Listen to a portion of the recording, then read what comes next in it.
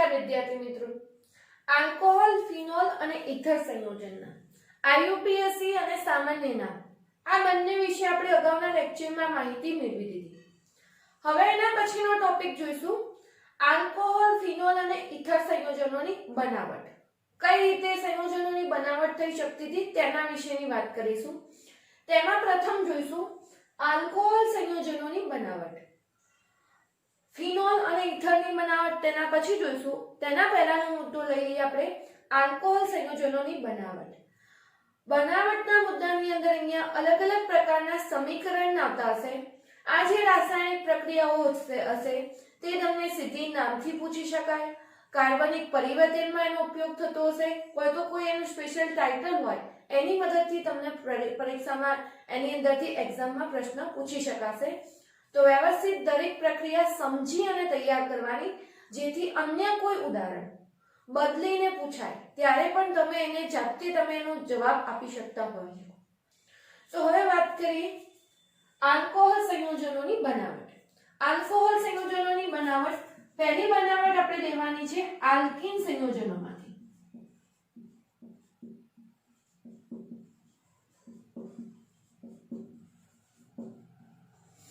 Alkene સંયોજનોમાંથી જે બનાવટ થતી હતી એમાં પણ બે ભાગ પડતા હતા.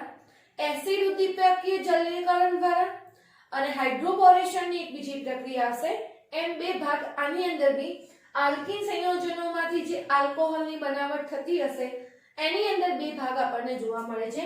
તેમાંનું પ્રથમ જોઈએ આપણે એસિડ ઉદ્દીપકીય જલીયકરણ દ્વારા.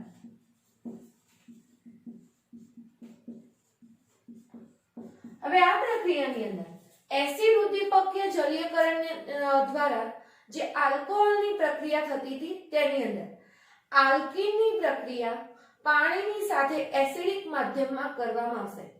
તો આલ્કીનની પ્રક્રિયા પાણી સાથે એસિડિક મીડિયમમાં કરવામાં આવતું હતું તો તેમાં નિપજ બનતી હતી આલ્કોહોલ નિપજ બનશે. એટલે કે કોઈ બી સંયોજન હોય આલ્કીન એટલે કે ડબલ બોન્ડ વાળું, સી ડબલ બોન્ડ સી, આ કોઈ આલ્કીનનું સામાન્ય સંયોજન હશે. પાણી સાથે પ્રક્રિયા કરતા હતા. પાણી સાથેની પ્રક્રિયા જે હશે એસિડિક મીડિયમમાં. અહીંયા ખાસ મીડિયમ મહત્વનું છે. એસિડિક મીડિયમ હશે તો અલગ નિપજ, બેઝિક મીડિયમ થશે તો એના પછીની પ્રક્રિયા જે હશે એના પછીની હાઇડ્રોબોરેશનની હશે. તો અહીંયા પાણીની હાજરીમાં એસિડિક માધ્યમની, તો એની અંદર જે પ્રક્રિયા થશે. હવે અહીંયા વાસ્તવમાં પ્રક્રિયામાં શું થશે તમને સમજીને ખાસ એનું ઉદાહરણ યાદ રાખવાનું. સી ડબલ બોન્ડ સી હતું, A C double bond C માંનો pi bond અહીંયાથી તૂટી જશે. પાઈ બોન્ડ તૂટી જાય એટલે બંને કાર્બન જોડે એક એક સંયોજકતા આપણે પૂરી કરવી પડે. તો બંને કાર્બન જોડે એક કાર્બન જોડે H જોડશો અને એક કાર્બન જોડે OH જોડવાનું. અને એ રીતે જોડવા જઈએ તો આપણે જે નિપજ બનતી હતી એ આલ્કોહોલ નિપજ બનતી હતી. એટલે સિમ્પલ પ્રોસેસ, આલ્કીન માંનો પાઈ બોન્ડ તૂટી જશે. પાઈ બોન્ડ તૂટી જાય એટલે એક કાર્બન જોડે H2O માં આપણે જે કહીએ છીએ H હોય અને OH હોય, તો એક કાર્બન જોડે એમાંથી H જોડીશું, બીજા કાર્બન જોડે OH જોડીશું અને આમ કરવાથી આપણને જે નિપજ મળતી હતી એ નિપજ હતી આલ્કોહોલ નિપજ.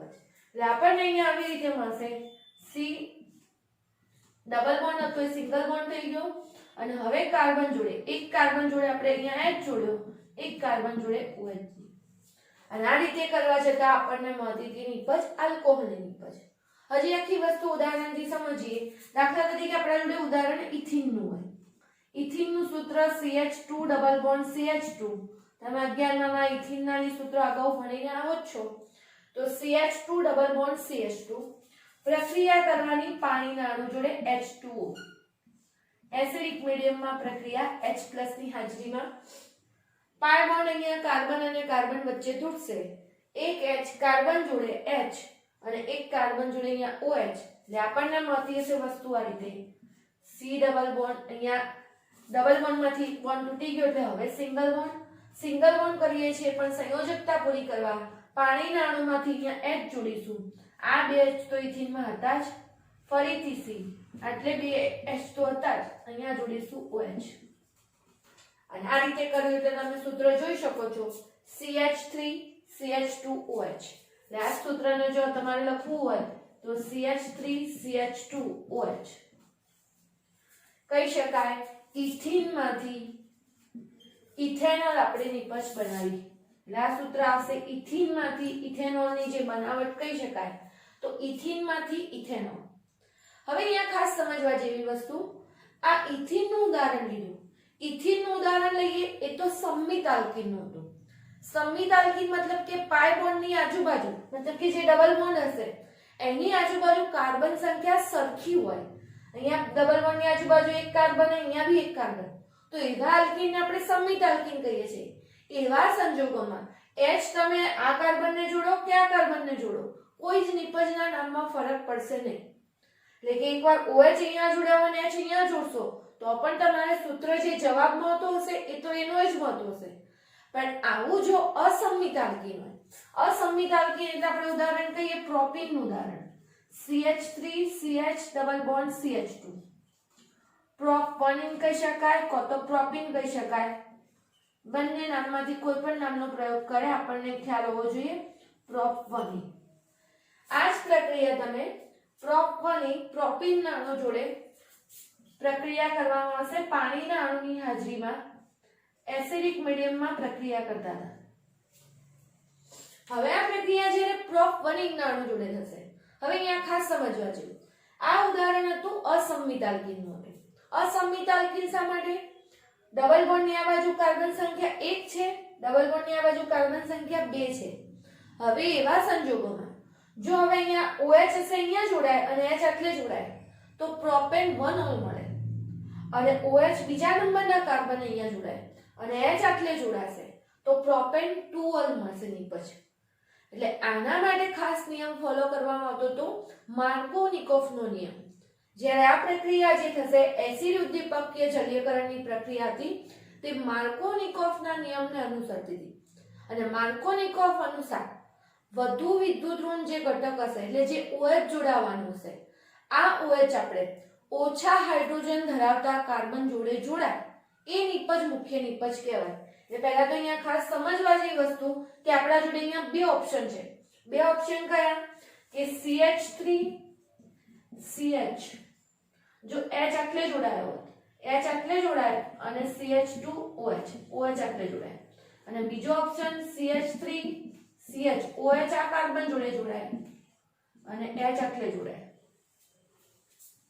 કારણ કે આ અસંમિત આલ્કીન હતું આગળ કીધું એમ સંમિત આલ્કીન હોય તો એવો કોઈ પ્રોબ્લેમ નથી આવતો પરંતુ એ અસંમિત આલ્કીન હોય તો આપણા જોડે બે ઓપ્શન થઈ ગયા બે ઓપ્શનમાં જો OH હશે વધારે હાઇડ્રોજન વાળા કાર્બન સાથે જોડાય તો પ્રોપેન 1 ઓલ મળશે અને આ રીતે ઓછા હાઇડ્રોજન ધરાવતા કાર્બન જોડે જો OH જોડાયેલો હોય તો પ્રોપેન 2 ઓલ મળશે અને આ જે પ્રક્રિયાની ક્રિયાવિધિ હતી તે માર્કોનિકોફના નિયમને અનુસરતી હતી અને માર્કોનિકોફનો નિયમ કહે છે વિદ્યુત ઋણ ઘટક હશે એ અસંમિત આલ્કીનમાં ઓછા હાઇડ્રોજન ધરાવતા કાર્બન સાથે જોડાયેલો હોય એ નિપજ મુખ્ય નિપજ કહેવાય તો અહીંયા બે હાઇડ્રોજન વધારે હાઇડ્રોજન છે અહીંયા એક હાઇડ્રોજન એટલે ઓછું હાઇડ્રોજન છે તો આવા વખતે H અને OH માંથી OH હશે અહીંયા બીજા નંબરના કાર્બનને જોડાશે CH3CH અહીંયાથી આ બંધ તૂટ્યો કાર્બન જોડે આપણે OH જોડ્યું અહીંયા CH2 હતું અહીંયા આપણે H જોડ્યું એટલે કે થયું વાસ્તવમાં CH3CHOH CH3 કહી શકાશે અને પ્રોપેન 2 ઓલ અને આ પ્રોપેન 2 ઓલ મળવું એ જ આપણી અહીંયા મુખ્ય નિપજ કઈ ક્રિયાવિધિને અનુસાર માર્કોનિકોફની ક્રિયાવિધિને અનુસાર ના નિયમ અનુસાર અહીંયા ખાસ ધ્યાનમાં રાખવા જેવું માર્કોનિકોફના નિયમ અનુસાર અહીંયા પ્રોપેન 2 ઓલ આપણને મુખ્ય નિપજ તરીકે મળશે તો ખાસ વ્યવસ્થિત સમજી અને સમીકરણ લખી લેવું બે ઉદાહરણ પણ લખવાના પરીક્ષામાં ખાસ અહીંયા આવું સામાન્ય સમીકરણ ના લખતા આવી રીતે ઉદાહરણ રૂપે અહીંયા લખવામાં આવે છે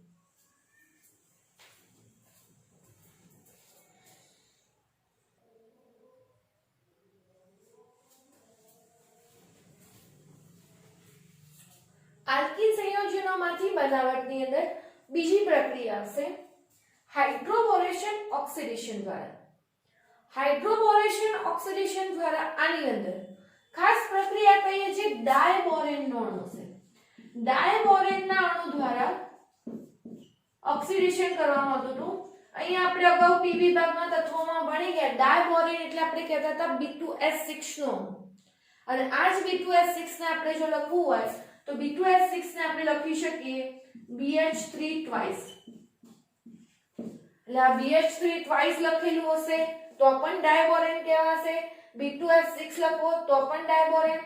B2H6 આ રીતે આપણે સૂત્રને લખેલું હોય અને આની અંદર આ જ વસ્તુને કદાચ લખેલી હોય BH3 twice હશે એને HBH2 twice આ રીતે પણ સૂત્રમાં લખવામાં આવતું હોય છે.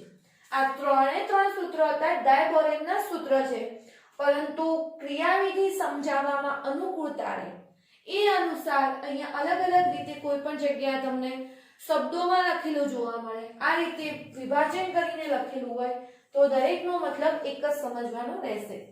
હવે અહીંયા હાઇડ્રોબોરેશન ઓક્સિડેશન દ્વારા આની અંદર બોરેનના અણુનો ઉપયોગ અહીંયા થશે ખાસ. તો અહીંયા પ્રોપીનનો અણુ લેવામાં આવતો હતો CH3CH ડબલ બોન્ડ CH2 અસંમિત આલ્કીનનું ઉદાહરણ છે અને જે પ્રતિ માર્કોવનિકોફના નિયમને ફોલો કરતું હશે. અગાઉનું સમીકરણ જે હતું એ માર્કોનિકોફને ફોલો કરતું હતું. અહીંયા આવશે પ્રતિ માર્કોનિકોફના અનુસાર. તો પ્રોપીનનો અણુ લીધો CH3CH ડબલ બોન્ડ CH2 પ્રક્રિયા કરવાની છે ડાયબોરેનના અણુ જોડે HBH2 twice જોડે. અહીંયા ખાસ સમીકરણમાં જો સમજીને યાદ રાખશું તો સરળતાથી યાદ રહેશે. એટલે પ્રક્રિયા અહીંયા ડાયબોરેનના અણુ જોડે જ કરેલી છે.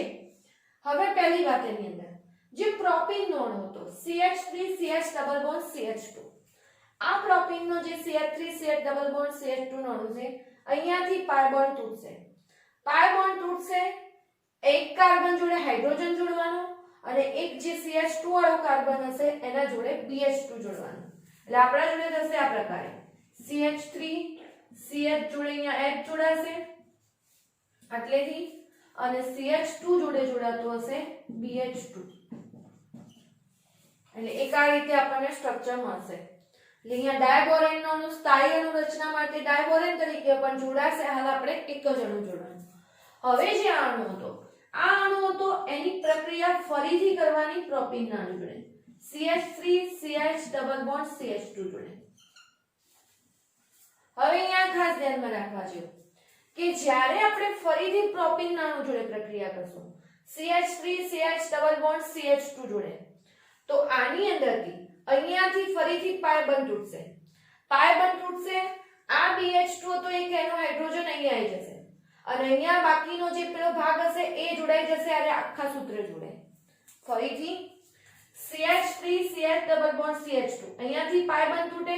પાય બંધ તૂટશે એટલે આના જોડે એક હાઇડ્રોજન આનો આવી જાય એટલે આ બની જાય CH3CH2 આ હાઇડ્રોજન એક આના જોડે આવશે એટલે અહીંયા થઈ ગયું સિંગલ બોન્ડ એટલે કે CH2 અને આ CH2 અહીંયા કાર્બનની સંયોજકતા પૂરી કરવા માટે અહીંયા આખું સૂત્ર જોડાશે BH આ જે સૂત્ર હતું એના જોડે CH2 CH2 CH3 જોડે.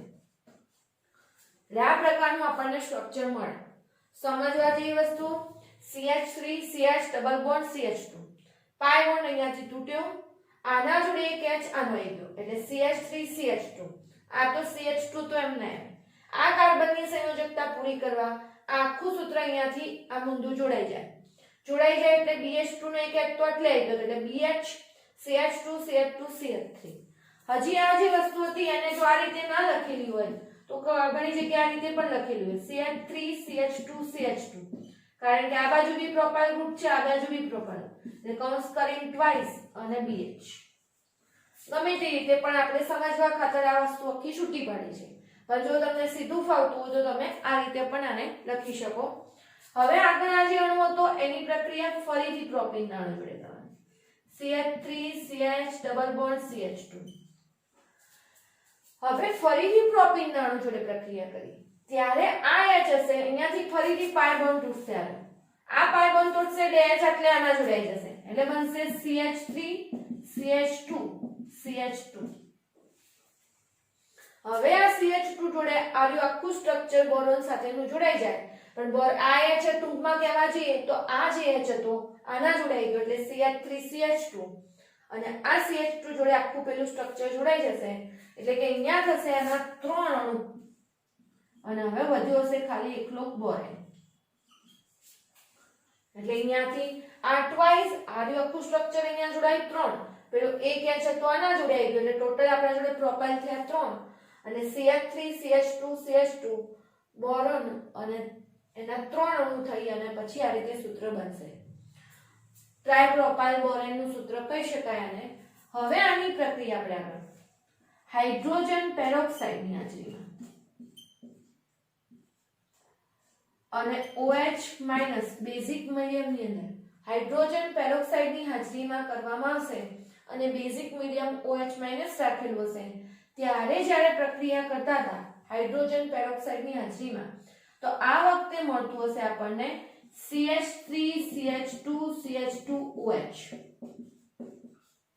એટલે કે અહીંયા જે OH હશે H2O2 નું વિઘટન થવાથી જે OH આવ્યો હશે એ પહેલા નંબરના કાર્બન જોડાશે પ્રતિ માર્કોવનિકોવ પ્રમાણ એટલે CH3 CH2 CH2OH propane 1 all બનશે અને જે કઈ બોરોન હશે એ BOH3 આના અણુરૂપે આપણને જોવા મળશે એટલે આ રીતે BOH3 સંતુલન કરવા જઈએ તો આના પણ 3 અણુ મળ્યા હશે આપણને અને આ રીતે આપણને પ્રોપેન 1 ઓલ મળ્યું કારણ કે આ ક્રિયાવિધિ હતી જે હતી પ્રતિ માર્કોવનિકોવના નિયમને ફોલો કરતી હતી પ્રતિ માર્કોવનિકોવ પ્રમાણે OH હશે વધારે હાઇડ્રોજન વાળા કાર્બન જોડે જોડાય આગળની પ્રક્રિયામાં ઓછા હાઇડ્રોજન વાળા જોડે કરતા તો આ રીતે આપણને પ્રોપેન 1 ઓલ મળશે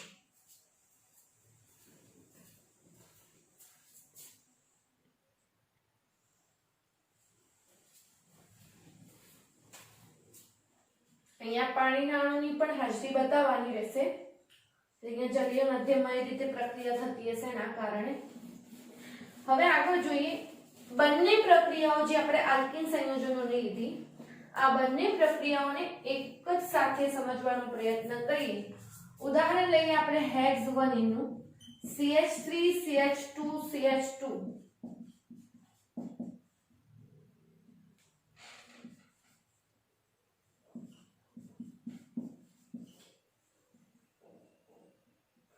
હેક્સ 1 નું સૂત્ર છે 6 કાર્બન અને પહેલા નંબરના કાર્બન જોડે ડબલ બોન્ડ છે એટલે હેક્સ 1 કહીએ હેક્સ 1 આપેલું હોય અને આપણને પ્રક્રિયા કીધેલી હોય કે H3O+ અને H2O જોડે પ્રક્રિયા છે અને પ્રક્રિયા કીધેલી હોય BH3 ટ્વાઇસ અને બીજા નંબરે H2O2 અને OH- ની હાજરીમાં આ રીતે આપણને ઓપ્શન આપેલા હોય કે X1 આપેલું છે અને એસિડિક માધ્યમમાં પાણીના અણુ સાથે પ્રક્રિયા થાય છે અને અહીંયા ડાયબોરેન જોડે હાઇડ્રોજન પેરોક્સાઇડ જોડે બેઝિક માધ્યમમાં તો હવે અહીંયા નિપજ કઈ મળશે તમને એવો પ્રશ્ન પૂછે છે તો આ ક્રિયાવિધિ જે હતી આમાં પણ આલ્કોહોલ મળે છે અને આમાં પણ આલ્કોહોલ મળે છે પણ ઉપરવાળી જે ક્રિયાવિધિ હતી માર્કોનિકોવના નિયમને ફોલો કરતી હતી એટલે કે જે OH હતો એ ઓછા હાઇડ્રોજન ધરાવતા કાર્બનને જોડે હવે સિમ્પલ વાત કે આપણે પાઈ બોન્ડ તો આ બે કાર્બન જોડેથી જ તોડવાના છે એટલે જે પહેલું સમીકરણ છે એની વાત કરીએ તો માર્કોનિકોવની ક્રિયાવિધિને અનુસરે તો ઓછો હાઇડ્રોજન એટલે કે અહીંયા બે હાઇડ્રોજન અહીંયા એક હાઇડ્રોજન ઓછા હાઇડ્રોજન વાળા કાર્બન જોડે OH જોડાય તો અહીંયા આપણે આવી પ્રક્રિયા કરશો તો આપણા જોડે આવી રીતે આવશે CH3 CH2 CH2 CH2 CH જોડે OH આટલે જોડાય અને H હશે પાણીનો અહીંયા જોડાશે એટલે અહીંયા CH2 થશે CH3 તો અહીંયા જે નિપજ મળી એ કઈ આવતી હશે હેક્સેન 2 અને આ ક્રિયાવિધિ હતી પ્રતિ માર્કોનિકોવને ફોલો કરતી પ્રતિ માર્કોનિકોવ નિયમ આપણને કહે છે કે જે OH હશે એ વધારે હાઇડ્રોજન ધરાવતા કાર્બન સાથે જોડાય અને એ પ્રમાણે કહે તો વધારે હાઇડ્રોજન અહીંયા છે પહેલા નંબરના સ્થાને તો OH આટલે જો જોડાયો હોય તો H અહીંયા જોડાશે તો આપણને નિપજ જે મળશે કઈ મળશે CH3 CH2 CH2 હવે H આટલે જોડીએ તો CH2 અને CH2OH પહેલા નંબરે વધારે હાઇડ્રોજન જોડે તો અહીંયા OH જોડાવાના કારણે આપણને મળશે હેક્સેન 1 ખાસ આ ટાઈપના જે પ્રશ્નો છે એ આપણે કહીએ નીટ અને ગુજકેટ જેવી એક્ઝામમાં કહીએ તો તો શબ્દોમાં તમને બનાવીને પૂછે અને કઈ મુખ્ય નિપજ હશે, સાચી નિપજનું નામ આપો, ત્યારે આ ખાસ ક્રિયાવિધિનો તમને ખ્યાલ હોવો જોઈએ.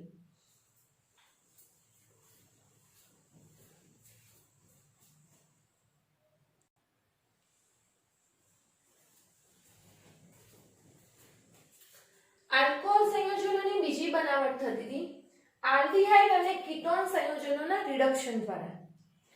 કાર્બોનિલ સંયોજનોમાંથી બનાવટ હતી. કાર્બોનિલ સંયોજનો એટલે જે કાર્બન અને ઓક્સિજન વચ્ચે જે ડબલ બોન્ડ હશે એવા સંયોજનોને આપણે કાર્બોનિલ સંયોજનો કહેતા હતા. આવા કાર્બોનિલ સંયોજનો આપણે કહીએ, એક આવશે આલ્ડીહાઇડ ગ્રુપ. આલ્ડીહાઇડ ગ્રુપમાં આપણે કહેશું તો CHO ગ્રુપ જે કહીએ છીએ એની અંદર કાર્બન અને ઓક્સિજન વચ્ચે ડબલ બોન્ડ હોય છે. એ જ રીતે એસ્ટર ગ્રુપ જે કહીએ COOR વાળું ગ્રુપ કીટોન ગ્રુપ હશે એની અંદર હશે. પછી એ જ રીતે એસ્ટરમાં COOH કાર્બોક્સિલિક એસિડ. એ જે બધા સંયોજનો હતા એટલે આ બધા જે સંયોજનો કાર્બોનિલ સંયોજનોમાંથી બનાવટ એટલે અંદર કયા કયા ગ્રુપ આવી જશે? એક આવશે આલ્ડીહાઇડમાંથી, બીજું આવશે કીટોનમાંથી, ત્રીજા નંબરમાં આવશે COOH ગ્રુપમાંથી, એસ્ટરમાંથી COOR. આ બધા જે સંયોજનો છે એ બધા કાર્બોનિલ સંયોજનો છે. કાર્બોનિલ સંયોજનો જેમાં કાર્બન અને ઓક્સિજન વચ્ચે દ્વિબંધ આવેલો છે એવા બધા સંયોજનો. અને આવા કાર્બોનિલ સંયોજનોમાં પહેલું લઈશું આલ્ડીહાઇડ અને કીટોન સંયોજનોના. આલ્ડીહાઇડ અને કીટોન સંયોજનોના રિડક્શન દ્વારા આપણે બનાવટ કરવાની છે આલ્કોહોલ સંયોજનોની. હવે આલ્ડીહાઇડ અને કીટોન સંયોજનોનું ઉદ્દીપકીય કહીએ હાઇડ્રોજનીકરણ કરવામાં આવે, એક ટાઈપનું રિડક્શન જ કરવામાં આવે. હવે જે આલ્ડીહાઇડ સંયોજનો હતા આ આલ્ડીહાઇડ સંયોજનોનું ઉદ્દીપકીય રિડક્શન કહીએ પ્લેટિનમ હોય, પ્લેડિનમ હોય, નિકલ, આવા જે બધા ધાતુ હતા એ ધાતુની હાજરીમાં રિડક્શન કરતા હતા. હાઇડ્રોજનીકરણની પ્રક્રિયાથી ઉદ્દીપકીય હાઇડ્રોજનીકરણ કહેવાતું હતું. આની અંદર CHO જે કહીએ છીએ કાર્બન અને ઓક્સિજન વચ્ચેનો પાઈ બોન્ડ હોય તૂટે, એક હાઇડ્રોજન આના જોડે જોડાય અને એક હાઇડ્રોજન આના જોડે જોડાય એટલે અહીંયા થાય CH2 પહેલે થાય O જોડે H. એટલે દાખલા તરીકે આ સૂત્ર હોય આખું કાર્બન જોડે R, C જોડે H. આલ્ડીહાઇડનું સામાન્ય સૂત્ર લખીએ તો આ રીતે આવશે RCHO. અને હવે આપણે દાખલા તરીકે પ્લેટિનમ, પ્લેડિનમ, નિકલ આવો કોઈ બી ઉદ્દીપકીય હાઇડ્રોજનીકરણની પ્રક્રિયા કરી અહીંયાથી આ પાઈ બોન્ડ તૂટ્યો, એક H આના જોડે જોડાય એટલે બન્યું શું? C જોડે R હતો, H હતો. હાઇડ્રોજનીકરણ રિડક્શનમાં હાઇડ્રોજનનો અણુ ઉમેરાશે, એક H આખલે, પાઈ બોન્ડ તૂટી ગયો, એક H આખલે. એટલે સૂત્ર શું થયું? RCH2 કાર્બન જોડેના બે H OH. ટૂંકમાં અહીંયા તમને જે મળ્યો કયો આલ્કોહોલ કહેવાશે? પ્રાથમિક આલ્કોહોલ અહીંયાથી મળશે. આ જ વસ્તુ હજી ઉદાહરણથી સમજીએ કે દાખલા તરીકે આપણા જોડે હોય CH3 CHO એસિટાલ્ડીહાઇડ હોત અને એસિટાલ્ડીહાઇડનો આપણે પ્લેટિનમ ઉદ્દીપક દ્વારા હાઇડ્રોજનીકરણ કર્યું, એક H આટલે જોડાય એટલે કાર્બન CH3 આટલે H હતો, પાઈ બોન્ડ તૂટ્યો એટલે એક H આટલે જોડાયો, એક H આટલે OH. સૂત્ર શું બનશે? CH3 CH2 OH ઇથેનોલ બનાવી શકો. એટલે આ રીતની આખી પ્રક્રિયાની અંદર આવતી હશે. આ જોયું આપણે આલ્ડીહાઇડમાંથી. આલ્ડીહાઇડનું રિડક્શન કરી અને જે આલ્કોહોલ મેળવ્યો, સામાન્ય સમીકરણ પણ જોયું, ઉદાહરણ પણ જોયું. તમને હવે એક્ઝામમાં બદલીને બીજું કોઈ પણ અન્ય ઉદાહરણ મૂકે, તમને મેઇન એની ક્રિયાવિધિ ખબર હોવી જોઈએ કે આલ્ડીહાઇડમાં જે કીટોન ગ્રુપ હતો, કીટોનમાં કાર્બન અને ઓક્સિજન વચ્ચેનો પાઈ બોન્ડ તૂટતો હતો. પાઈ બોન્ડ તૂટશે, એક H કાર્બન જોડે જોડવાનું અને એક H OH જોડે જોડવાનું. એટલે આપણને જે નિપજ મળતી હશે આલ્કોહોલ નિપજ મળતી હશે.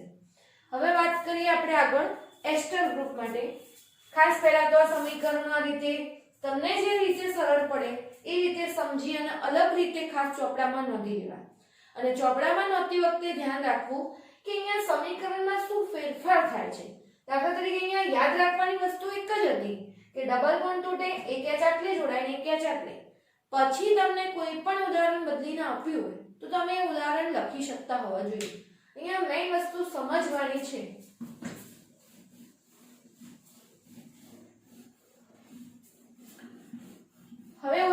એના પછી કીટોનના ઉદાહરણમાં કહીશું દાખલા તરીકે R1 C double bond R2 અલગ પાડવા માટે બે આલ્કાઇલ ગ્રુપ.